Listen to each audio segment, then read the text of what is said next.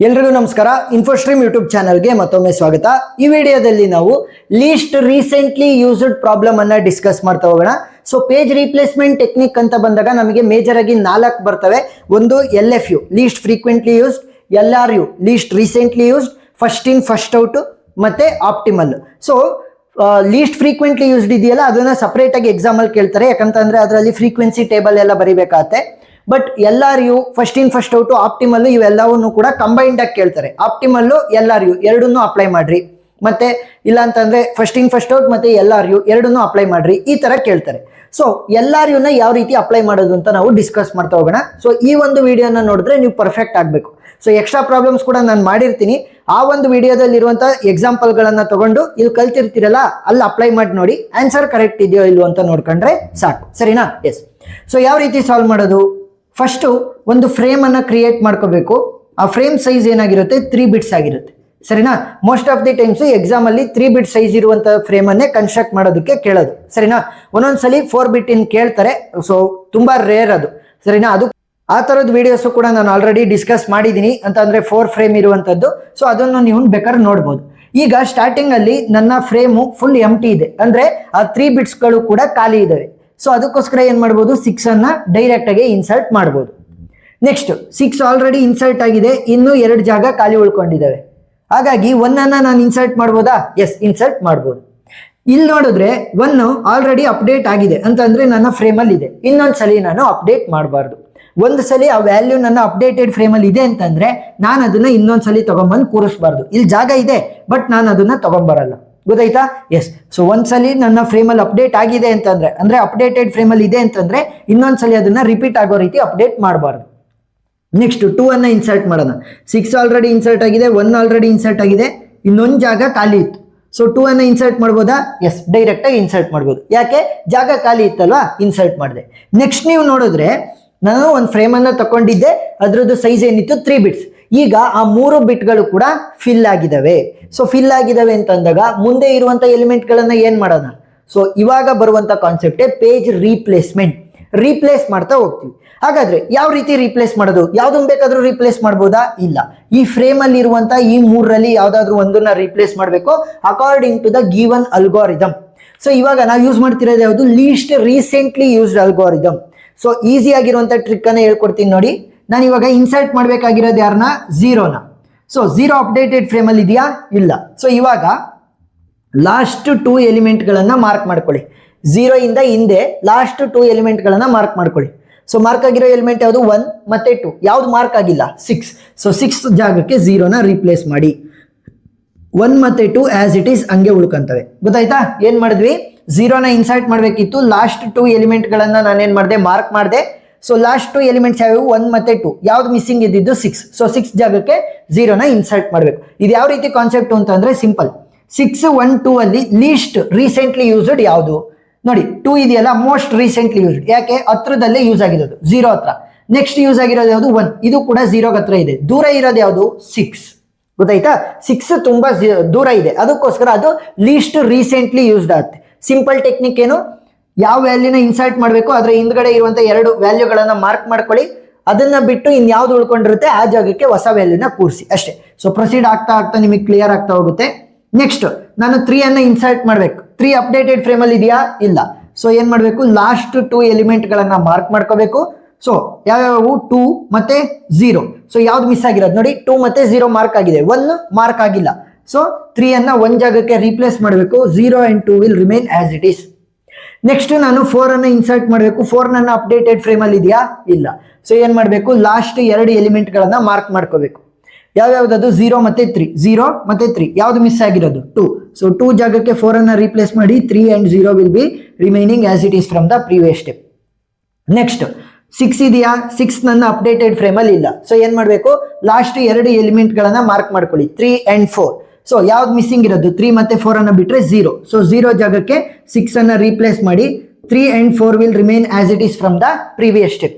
Next 0ನ insert ಮಾಡ್ಬೇಕು. 0 ನನ್ನ ಅಪ್ಡೇಟೆಡ್ ಫ್ರೇಮ್ ಅಲ್ಲಿ ಇದೆಯಾ? ಇಲ್ಲ. ಸೊ ಲಾಸ್ಟ್ 2 ಎಲಿಮೆಂಟ್ ಗಳನ್ನ ಮಾರ್ಕ್ ಮಾಡ್ಕೊಳ್ಳಿ. 6 ಮತ್ತೆ 4.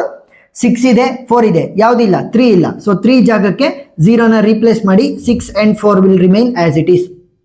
ನೆಕ್ಸ್ಟ್ 2 ಅನ್ನ ಇನ್ಸರ್ಟ್ ಮಾಡಬೇಕು. 2 ನನ್ನ ಅಪ್ಡೇಟೆಡ್ ಫ್ರೇಮ್ ಅಲ್ಲಿ ಇಲ್ಲ.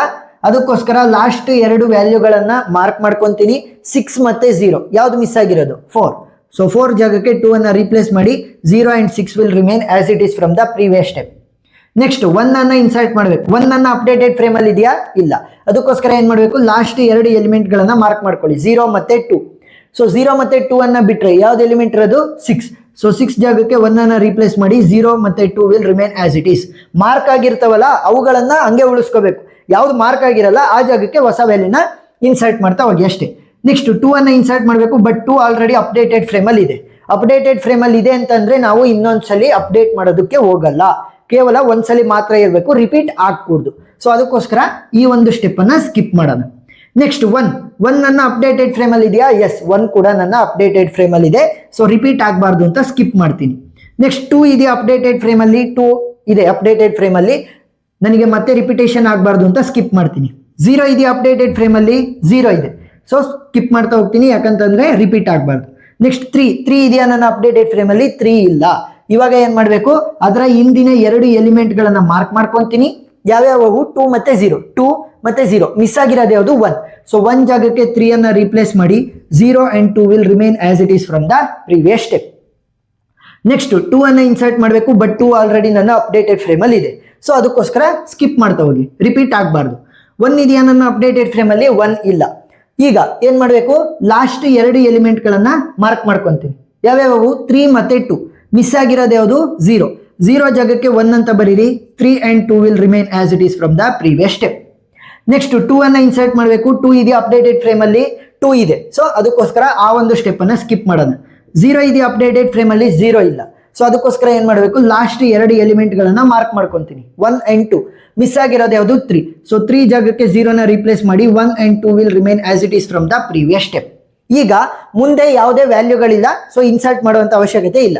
ಈಗ ಲಾಸ್ಟ್ ಅಲ್ಲಿ ಕ್ವಶನ್ ಯಾವ ರೀತಿ ಕೇಳ್ತಾರೆ ಅಂತಂದ್ರೆ, right the total number of page faults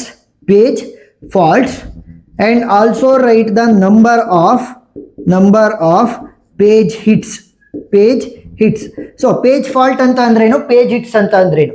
Page faults ಅಂತ ಅಂದ್ರೆ the total number of steps in which we inserted the values or we replaced the values.